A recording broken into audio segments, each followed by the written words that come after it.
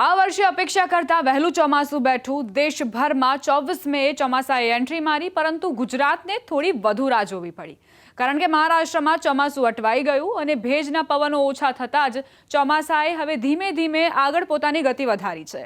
16 જૂને વિધિવત રીતે ગુજરાતમાં એન્ટ્રી થઈ ચૂકી છે ચોમાસાની। કયા કયા જિલ્લાઓમાં ચોમાસું બેસી ચૂક્યું છે તેની જાણકારી તમને આપી દઉં તો આપ જોઈ શકો છો, આ જે બ્લુ કલરનો એરિયા છે, આ જે બ્લુ કલરનો વિસ્તાર છે, ત્યાં ચોમાસું બેસી ચૂક્યું છે। 13 જિલ્લાઓ એવા છે જ્યાં ચોમાસાના શ્રી ગણેશ પહેલાથી જ થઈ ચૂક્યા છે।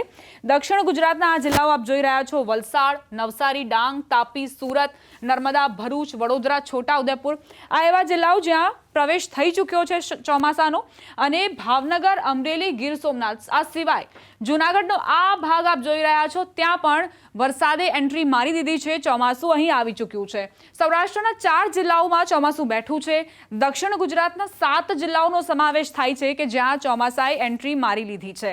મધ્ય ગુજરાતના 2 જિલ્લાઓ વડોદરા અને છોટાઉદેપુર, જ્યાં ચોમાસાએ એન્ટ્રી મારી છે। આ સિવાય સૌરાષ્ટ્ર સહિતના જિલ્લામાં હજુ આગળ ચોમાસું વધશે, કારણ કે તેને અનુકૂળ અત્યારે વાતાવરણ મળી રહ્યું છે, એટલે અત્યારે જે વરસાદ વરસી રહ્યો છે તેના કરતાં પણ ભારે વરસાદ માટે તમારે તૈયાર થઈ જવું પડશે।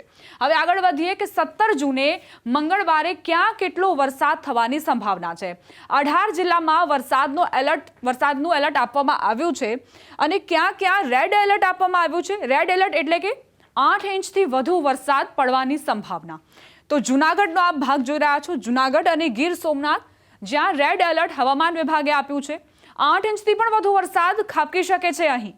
હવે આવીએ કે ઓરેન્જ એલર્ટ ક્યાં ક્યાં આપવામાં આવ્યું છે। 4 થી 8 ઇંચ સુધીનો વરસાદ ઓરેન્જ એલર્ટમાં વરસી શકે છે, જેમાં પોરબંદર, રાજકોટ, અમરેલી, ભાવનગરનો સમાવેશ। આ સિવાય ભરૂચ, સુરત, નવસારી, વલસાડમાં પણ ઓરેન્જ એલર્ટ આપવામાં આવ્યું છે। હવે આવીએ કે ક્યાં યલો એલર્ટ આપવામાં આવ્યું છે। યલો એલર્ટના આંકડા તમને જણાવી દઈએ, 2.5 થી લઈને 4 ઇંચ સુધીનો વરસાદ વરસવાની શક્યતાઓ યલો એલર્ટના જિલ્લાઓને આપવામાં આવી છે।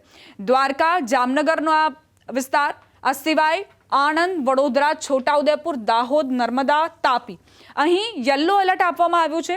અત્યારે જે વરસાદ વરસી રહ્યો છે, ક્યાંક ધોધમાર વરસાદ છે, ક્યાંક ઝરમર વરસાદ છે, પરંતુ આગામી સમયમાં, કારણ કે દક્ષિણ ગુજરાતમાં upper cyclonic circulation system active છે, જે આગળ વધતા લો પ્રેશર બનશે, એટલે ભારે વરસાદ વરસવાની પૂરેપૂરી સંભાવનાઓ છે।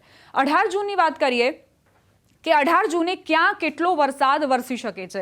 હવે એ તમને જણાવી દઉં કે હવામાન વિભાગે 18 જૂને ક્યાં ક્યાં વરસાદની આગાહી કરી છે। તો 18 જૂને ક્યાં કેટલો વરસાદ વરસશે, કયા કયા જિલ્લાઓને કયા પ્રકારનું એલર્ટ આપવામાં આવ્યું છે તે સમજીએ। ઓરેન્જ એલર્ટની વાત કરીએ તો દ્વારકા, પોરબંદર, જૂનાગઢ અને ગીર સોમનાથમાં ઓરેન્જ એલર્ટ આપવામાં આવ્યું છે, એટલે કે 4 થી લઈને 8 ઇંચ સુધીનો વરસાદ આ 4 જિલ્લાઓમાં વરસી શકે છે 18 જૂને।